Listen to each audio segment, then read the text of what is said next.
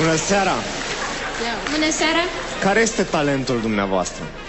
Suntem păstrătoare al folclorului adevărat și a doinei vechi românești care este pe cale de dispariție. Asta-i hare bătrânească,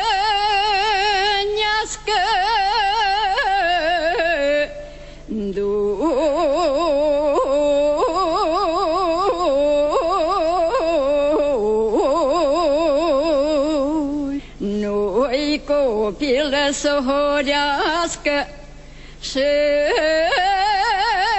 îngruma să o învârtească.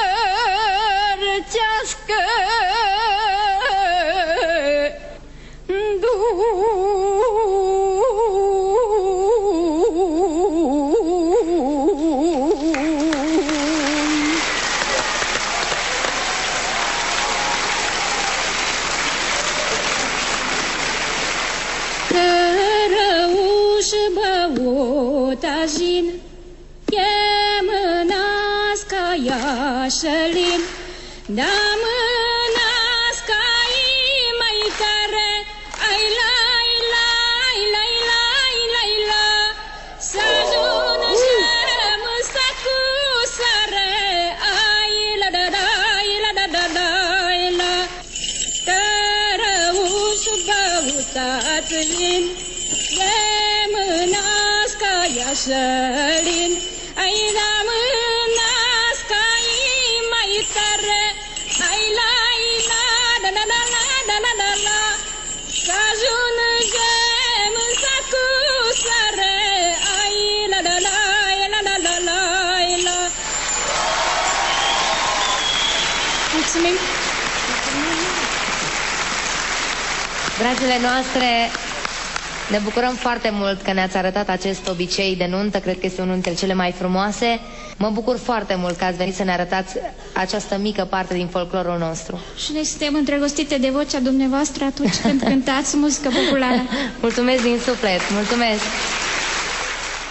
Eu zic că în epoca asta în care totul înseamnă megabiți, Wi-Fi, electro, avem nevoie de un moment din ăsta.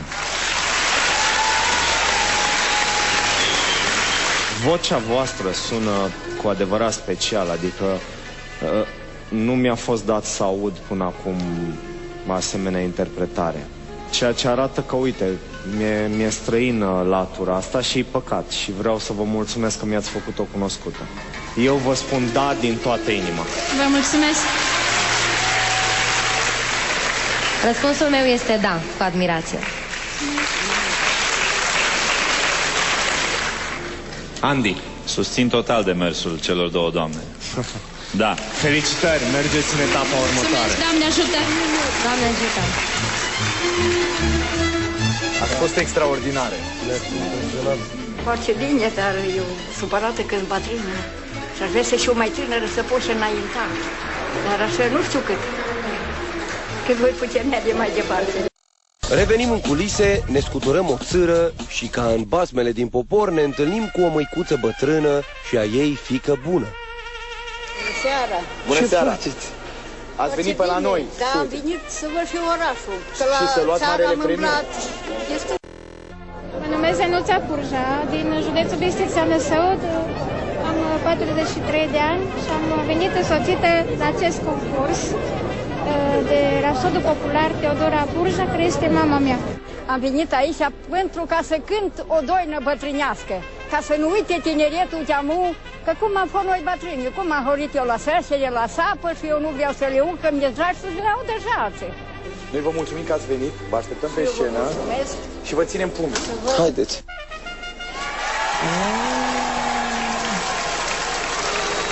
Bună seara!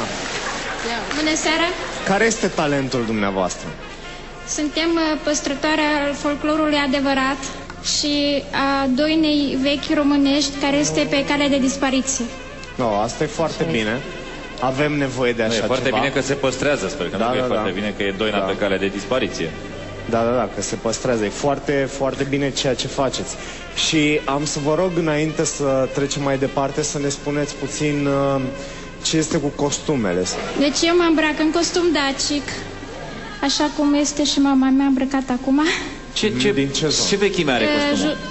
Peste 100 de ani. Wow! Îți dai seama? Bun, și în această seară... În această seară am venit cu un fragment din Obicei de nuntă și cu horile vechi cu noduri. Horea cu noduri este un stil de interpretare foarte vechi, bine, de pe vremea iobăgiei, când biciul asupritorului cădeau iobagilor pe spate, iobagii nu igneau, ci cântau și durerea în cântec se transforma în noduri.